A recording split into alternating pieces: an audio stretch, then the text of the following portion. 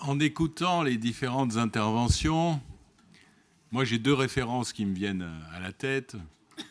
Une pièce de Feydeau, je crois, c'est Embrassons-nous Folleville. Hein.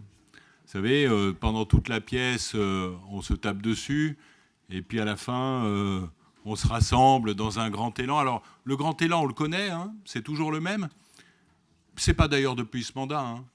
Moi, les attaques contre le gouvernement, je les entends depuis que je suis élu. C'est toujours le gouvernement la faute, et c'est finalement, on y reviendra, la seule chose qui vous unit.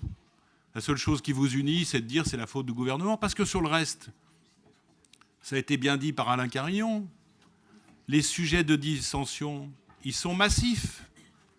Je ne vais pas les reprendre tous, mais quand même un petit dernier, là, qui n'a pas été cité par Alain Carillon, qui a fait l'objet encore d'un échange de courrier avant-hier, puisque Alain de Confesson a eu le mérite de nous envoyer un petit courrier pour nous expliquer combien le projet de l'Esplanade était un projet magnifique et qui allait embellir cette métropole, quand tout le reste de cette assemblée quasiment pense exactement le contraire. Donc on voit bien que sur la plupart des sujets, je ne vais pas reprendre non plus le siège métropolitain, mais le siège métropolitain, vos amis de la majorité, Monsieur le Président, n'en ont pas une très très bonne image. Hein. Donc bon, voilà, et je vois Eric qui hoche la tête devant moi.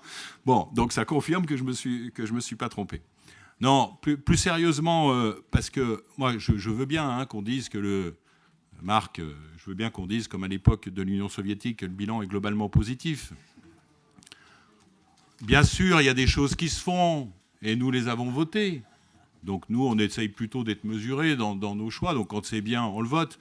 Mais, enfin, quand même, allez nous expliquer que pendant ce mandat, vous avez réussi à avoir une métropole qui marchait comme une Ferrari, pardon, excusez-moi, Monsieur le Président, c'est quand même un peu fort de café. Je ne sais pas ce que c'est une Ferrari, oui, voilà. Donc pour ceux qui s'intéressent aux voitures.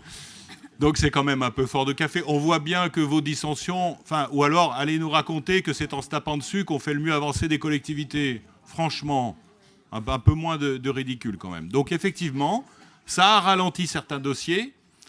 Un de ceux qui est quand même très emblématique pour ce territoire, on était avec un certain nombre d'élus hier pour la visite du Lyon-Turin, où entre parenthèses, on a une partie de cette assemblée qui nous dit que le Lyon-Turin, c'est pas un sujet métropolitain. Encore que, il y a la desserte, l'amélioration de la desserte de notre ville. Mais bon, on voit bien que sur ces grands projets, ça a déjà été le cas sur le câble. Hein, le câble, ça a été cité par Alain Carignon. C'est un sujet porté massivement par notre métropole, y compris d'ailleurs par la ville de Grenoble quand elle était à la majorité. Puis tout d'un coup, pof. Ah pardon, si, ils sont toujours dans la majorité. Mais bon, ça, ils ont quand même quand ils sont dans la majorité, ils arrivent à changer d'avis. Bon. Sur le fond, ça a été dit par Franck Longo et par un certain nombre. Nous, on avait posé, on remercie le vice-président, on avait posé un certain nombre de questions. On a eu un courrier très détaillé du vice-président qui nous expliquait tout ce qui allait être fait. Parce qu'on avait par exemple posé la notion de schéma directeur, et je rejoins là-dessus ce qui a été dit. Le schéma directeur, d'ailleurs, on ne l'a pas posé uniquement au moment où on vous a écrit, monsieur le vice-président. On l'avait déjà posé dans un courrier au président il y a à peu près 2 ans, où on avait demandé l'état de tous les bâtiments. Bon, ça va être fait, c'est bien, mais il nous reste 10 mois de mandat, donc on va dire que c'est un petit peu tard. Les frais de personnel, c'était dans les observations de la CRC en 2020. Bon, ça va être fait, vous nous dites. Bon, c'est bien, mais en 10 mois, je ne vois pas trop ce qui va être fait. La réflexion sur les satellites, pareil, ça va être fait. Enfin, il y a beaucoup de choses qui vont être faites. Mais la question, c'est quand est-ce qu'elles vont vraiment être faites ? Et la question aussi qui se pose, c'est pourquoi avoir retenu autant de temps, autant d'être dans cette situation difficile pour le faire ? Alors parfois, effectivement, c'est quand on est dans des situations difficiles qu'on doit faire des économies, mais il vaut mieux quand même, dans un souci de bonne gestion, le faire avant. Un dernier point, d'ailleurs, sur ce qui a été évoqué. Nous pensons qu'au-delà des économies, l'enjeu, c'est d'avoir une métropole plus agile. Je pense qu'un certain nombre de maires, moi je discute avec eux comme d'autres dans les couloirs, hein, même ceux de la majorité, reconnaissent qu'il y a quand même une lourdeur dans le fonctionnement métropolitain. une lourdeur qui est très préjudiciable à l'avancée de nos projets dans les communes. Et je pense que cette cure d'amaigrissement pour notre métropole sera salutaire pour nos finances, mais sera aussi salutaire pour le fonctionnement de notre métropole. Et il est peut-être temps, c'est fait d'ailleurs sur un certain nombre de sujets, comme sur la mutualisation, mais aussi sur d'autres, de regarder une sorte de déconcentration, comme l'État a pu le faire, pour redonner peut-être un peu plus de choses au niveau des communes, un peu plus de marge de manœuvre au niveau des communes, et finalement rendre notre métropole plus agile sur les sujets essentiels pour le territoire. Oui, désolé pour le ping-pong, mais effectivement, quand on lance des balles... Alors, moi, j'ai pas de fiche Wikipédia. Je suis probablement pas assez important pour ça, mais je vais vous faciliter le travail. Moi, j'ai commencé à travailler à partir de 18 ans. Non, je sais pas si on s'en fout, peu importe. J'ai commencé à travailler à partir de 18 ans. Je n'ai jamais travaillé dans la politique. Par contre, j'ai fait de la politique toute ma vie, et j'en suis fier. C'est-à-dire que j'ai des idées politiques, mais ce n'était pas mon travail. Et ce que je critique parfois, c'est ceux qui font de la politique en ayant comme unique activité que la vie politique, parce que parfois, c'est un monde qui nous coupe du milieu des gens ordinaires, et on finit par raisonner en interne. La deuxième chose, monsieur Amadieu, c'est que nous ne revendiquons pas de faire partie de la majorité sans vous. C'est pas du tout ça que nous avons dit. Ce que nous disons, c'est qu'en l'absence, ce que nous dénonçons, c'est une sorte, excusez-moi, le terme, il va vous provoquer un petit peu, mais d'escroquerie intellectuelle. J'ai déjà dit à Eric, il est parti, mais vous faites comme si les électeurs avaient voté dans les urnes pour votre majorité. Ce n'est pas vrai. Alors c'est peut-être un peu plus vrai, effectivement, sur les grandes villes. Ce n'est absolument pas vrai dans la plupart de nos communes, où les gens, ils ont voté pour un maire, une équipe municipale et un projet municipal. Et dire, ce projet municipal, il est de gauche parce que machin, il a telle étiquette. La plupart des maires que vous avez ici n'ont pas d'étiquette. Voilà. Ou leur majorité n'ont pas d'étiquette. Donc nous, ce que nous disons, et moi je l'ai dit à titre personnel, je suis favorable au suffrage universel direct.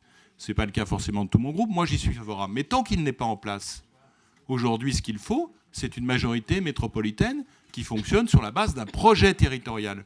Ceux qui adhèrent à ce projet, ceux qui adhèrent à la ZFE, ceux qui adhèrent aux ZAN, ceux qui adhèrent, etc., je crois comprendre qu'ils en font partie. Ceux qui n'y adhèrent pas, ils n'en font pas partie. Mais nous ne voulons pas d'une Assemblée nationale, ici, où on nous dise « mais en fait, toi, tu fais partie ». Et vous l'avez dit, M. Amadieu, si je redeviens socialiste, je ferai partie de la majorité. Mais d'abord, je vous signale, et Christophe et d'autres peuvent en témoigner, qu'au Parti socialiste, les questions qui sont posées ici, elles nous traversent depuis des décennies. Et je peux vous garantir que économie de marché, baisse des impôts, etc., ça a toujours été une source de débat. Alors, quel est le Parti socialiste aujourd'hui? Quel sera celui de demain? Quel était celui d'hier? Je n'en sais strictement rien. Moi, je sais que je reste à peu près fidèle à mes idées. J'étais social-démocrate avant. J'ai trouvé que le Parti socialiste s'orientait. Mais à la limite, peu importe. On ne doit pas juger par rapport aux étiquettes. On doit juger par rapport à l'adhésion à un projet. Et c'est ça que nous voulons faire. Nous voulons qu'il y ait un projet pour ce territoire de l'agglomération grenobloise. Et nous voulons que la majorité elle soit construite à partir de ce projet. Et dernier point. Si encore la majorité que vous aviez constituée, elle fonctionnait, et que vous ayez une colonne vertébrale qui vous permette, sur chacune des actions, de dire, ben voilà, c'est ça, voilà. Bon, je dirais, pourquoi pas, à la limite, on n'est pas dedans, c'est pas très très grave. Mais le problème, c'est que vous démontrez depuis 5 ans exactement l'inverse. Sur tous les grands sujets, je ne parle pas des petites broutilles, sur tous les grands sujets, à part peut-être le logement, et encore, j'observe que dans le PLH, il y a ceux qui parlent et il y a ceux qui font.